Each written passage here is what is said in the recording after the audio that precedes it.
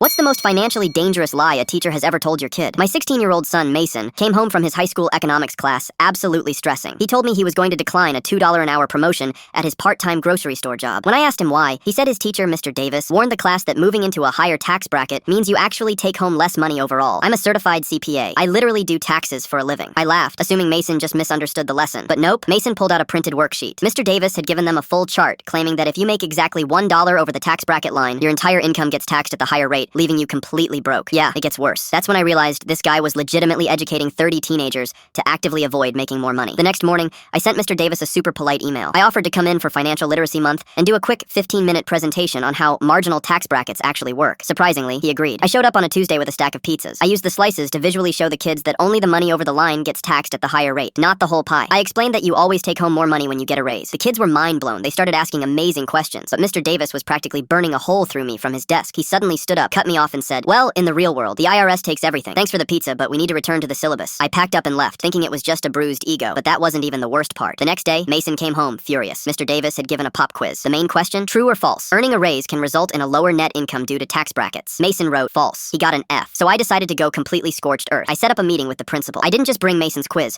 I brought the official IRS tax code, my CPA license, and a spreadsheet mathematically proving Davis was wrong. We all sat in the office. Mr. Davis smugly crossed his arms. "I have taught it this way for 15 years, he said. "I'm trying to protect their wealth from the government." Principal Collins looked at my IRS printouts, then slowly looked up at Davis. "Wait," the principal said. "Is this why you've been voluntarily declining your annual teacher step raises since 2015? The silence in that room was deafening. Mr. Davis's face went completely pale as a decade of lost income flashed before his eyes. He was quietly removed from teaching economics the following week. And Mason, he took the promotion.